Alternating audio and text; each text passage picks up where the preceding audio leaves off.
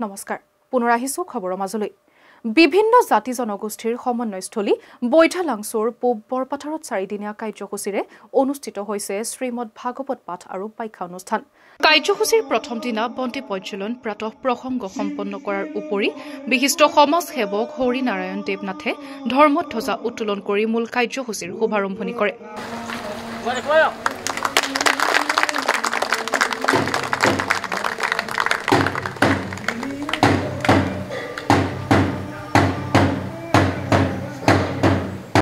উল্লেখযোগ্য যে সমাজৰ পৰা অসূয়া অপ্ৰীতি নাশ কৰাৰ উপৰি বিশ্বত শান্তি প্ৰতিষ্ঠাৰ উদ্দেশ্যেৰে অনুষ্ঠিত হোৱা এই ধৰ্মীয় অনুষ্ঠানৰ মঙলবাৰে ব্যাখ্যাকাৰ তথা ভাগৱত ৰস সিন্ধু সত্ৰাধিকাৰ ৰিজু পাঠক মহন্তই শ্ৰীমদ ভাগৱত পাঠ কৰি ইয়াৰ আধ্যাত্মিক তত্ত্বৰ ওপৰত বিশ্লেষণ আগবঢ়ায়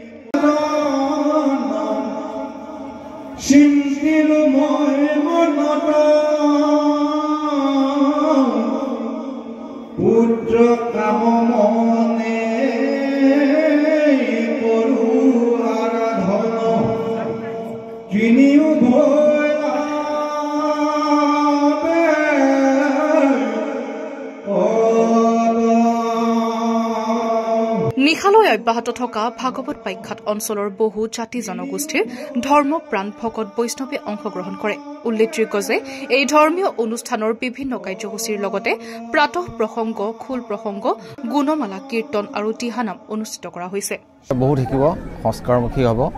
যাতে বিপথে পৰিচালিত নহয় উঠি অহা প্ৰজন্মই সমাজত যথেষ্ট ইয়াৰ মই কৈছোঁ যে সমাজ সংস্কাৰ আৰু মানুহৰ সৎ মন সৎ চিন্তাৰে আৰু সুন্দৰ ব্যৱস্থাপনা হৈছে বহুত ভাল লাগিছে ভৱিষ্যত আৰু ভাল হ'ব উজ্জ্বল হওক আৰু ইয়াৰে যি নাটগাঁও নহয় জানো নাটগাঁৱৰ ভক্তসকলৰ আদৰ ভক্তি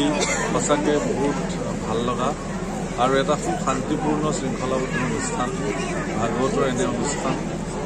সঁচাকৈ বৰ মংগলজনক